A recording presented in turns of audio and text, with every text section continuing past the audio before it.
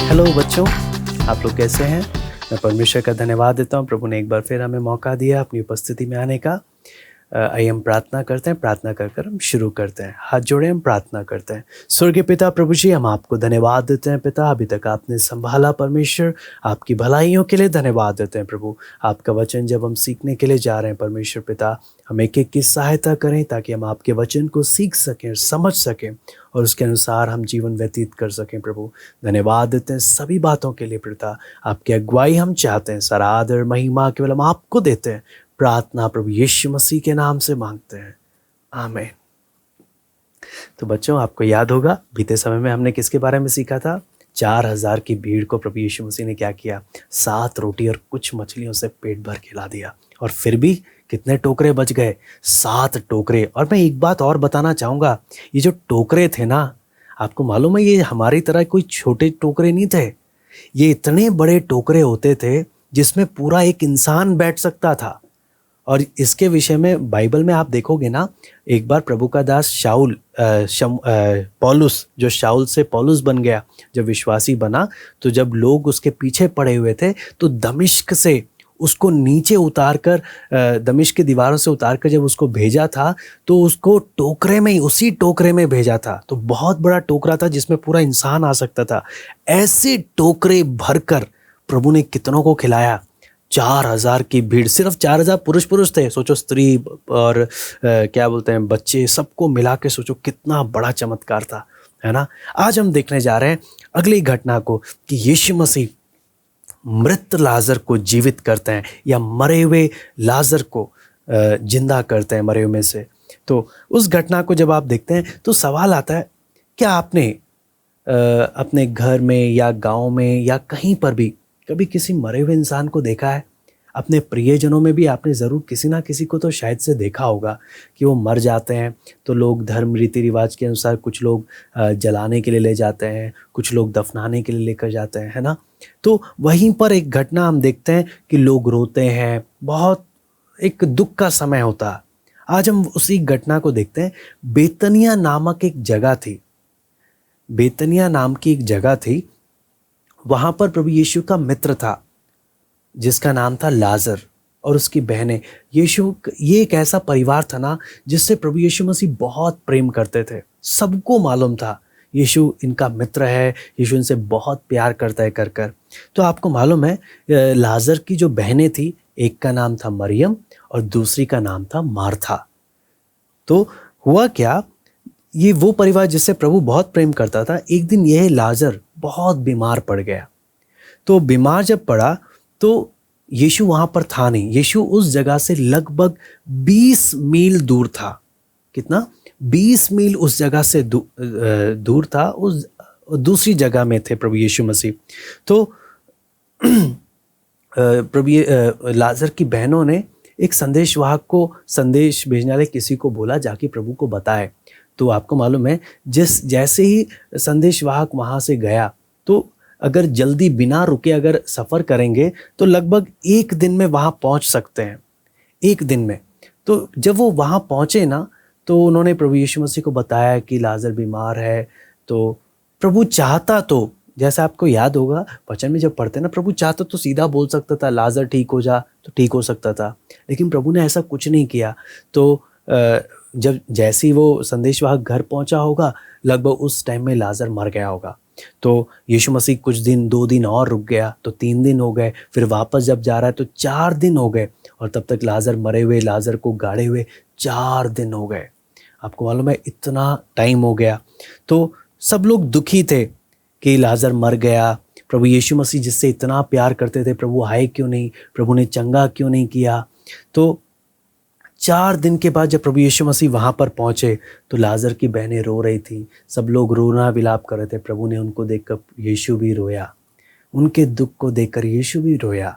और आपको मालूम है यही एक घटना है जहाँ पर हम देखते हैं प्रभु यीशु मसीह रोया। प्रभु अपने दुख में कभी नहीं रोया, लेकिन सब लोगों के दुख में वो भी रोया। इससे क्या मालूम चलता है, जब हम दुखी होते हैं प्रभु को अच्छा नहीं लगता, वो भी दुखी होता है। जैसे लाजर की घटना में हम पढ़ते हैं, तो यीशु ने उनसे पूछा तुमने उनको कहाँ पर रखा हुआ है? तो उन्होंने कब्र को दिखाया, तो बड़ा पत्थर रखा हुआ था। यीशु ने बोला इस पत्थर को हटाओ। 4 दिन हो गए तो बदबू आएगी बहुत। लेकिन फिर भी बोला प्रभु ने पत्थर को हटाओ, तो लोगों ने कैसे ना कैसे सोचकर हटा दिया। लोगों ने सोचा है मर गया, अगर बीमार होता तो प्रभु चंगा कर सकते थे, अब तो मर गया है, 4 दिन हो गए सड़ रहे हैं, अब कैसे ठीक हो सकता है, यीशु पागल तो नहीं हो गया करके किसी को समझ नहीं आता। फिर भी प्रभु की आज्ञा मानकर उन्होंने पत्थर को हटा दिया। तब प्रभु यीशु मसीह ने जोर से बोला, लाजर बाहर आ। आपको मालूम है 4 दिन से मरा हुआ लाजर बीमार, ऐसे ही उसको, आपको मालूम है पुराने समय में ऐसे कपड़े से लपेट देते हैं, पूरा का पूरा पतला कपड़े से ऐसे पूरा लेट देते हैं। आपने मम्मी अगर देखा हो ना तो उसमें ऐसे पूरा लपेटा हुआ होता है। तो ऐसी स्थिति में लाजर बाहर आ रहा है, मरा हुआ लाजर, 4 दिन से कोई सोच भी नहीं सकता। सबको लगता था प्रभु बीमारों से चंगा करता है, लेकिन एक सबसे हैरान वाली घटना क्या है, प्रभु बीमारों से ही नहीं, लोगों को मरे हुए में से भी क्या कर सकता था, जिंदा कर सकता था। एक सबसे अद्भुत चमत्कार प्रभु ने वहां पर किया और सब हैरान रह गए, और क्योंकि लोगों ने इससे पहले कभी नहीं देखा सुना था कि कोई मरे हुए में से भी जिंदा हो सकता है करके। और तब लोगों को समझ आया कि यीशु है कौन जो इतना अद्भुत काम मरे हुओं की जीवित करता है। तो मरियम, मार्था, लाजर सब ने प्रभु को धन्यवाद दिया। आपको मालूम है इंसान का सबसे बड़ा दुश्मन है मौत, जिससे बड़े से बड़ा इंसान डरता है, हर कोई डरता है, क्योंकि मौत एक ऐसा है जिसके सामने आपका पैसा, कोई चीज़, आपकी पढ़ाई लिखाई कुछ टिकती नहीं है, सबसे खतरनाक दुश्मन है। आपको मालूम है हम जिस प्रभु पर विश्वास करते हैं ना, उसने मौत को भी हरा दिया। इसलिए हम जब प्रभु के लोग हैं, हमें मरने से डर क्यों नहीं लगता, क्योंकि हमारा प्रभु मौत पर भी जय पाया है। मौत पर भी, आपको मालूम है एक कोरोना का समय है, लोग परेशान क्यों हैं मालूम है, इसलिए नहीं कि हम बीमार हो जाएंगे, लोग को मालूम है अगर ये बीमारी लग जाएगी, अगर हम मर गए तो क्या होगा, मरने से डर लगता है। आपको मालूम है हम जिस प्रभु पर विश्वास करते हैं उसने मौत को हरा दिया है, इसलिए मौत हमारा कुछ बिगाड़ नहीं सकते। ठीक है बच्चों, मैं उम्मीद करता हूँ आपको ये घटना ज़रूर समझ में आई होगी। इसलिए हमें परमेश्वर को धन्यवाद देना, समझना कि हमारा प्रभु कौन है। ऐसा परमेश्वर और कोई नहीं है, सिर्फ हमारा प्रभु यीशु मसीह है जो मरे हुए में से जी उठा है, और मरे हुओं को भी अपने शब्द की सामर्थ्य से क्या कर देता है, जिंदा करता है। यीशु ने कोई जड़ी बूटी, कोई तंत्र मंत्र, कोई प्रार्थना नहीं की, सीधा बोला हे लाजर बाहर आ।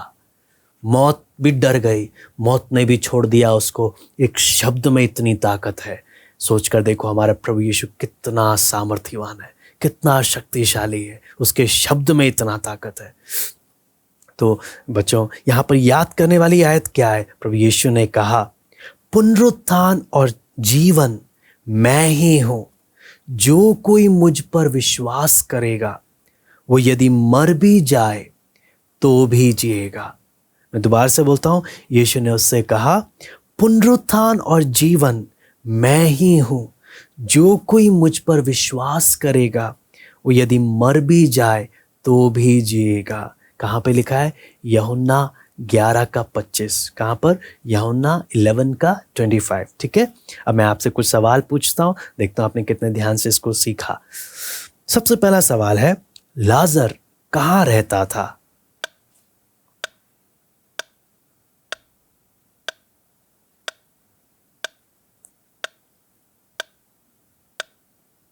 वेरी गुड, लाजर बेतनिया नामक गांव में रहता था। उसकी बहनें कौन कौन थी?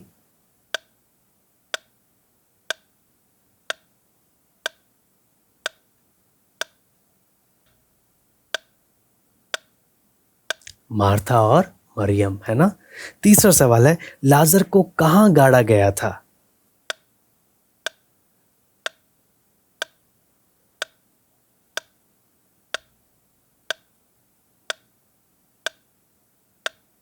वेरी गुड, एक कब्र में बड़े पत्थर से उसको क्या किया गया था, ढक दिया गया था। फिर अगला सवाल है, कितने दिन में यीशु बेतनिया पहुंचे?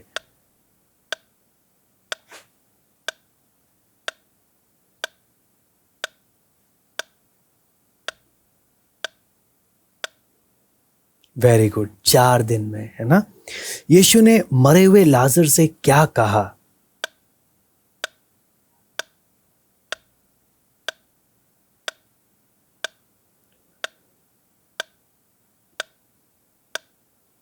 वेरी गुड, क्या बोला? हे लाजर निकल आ।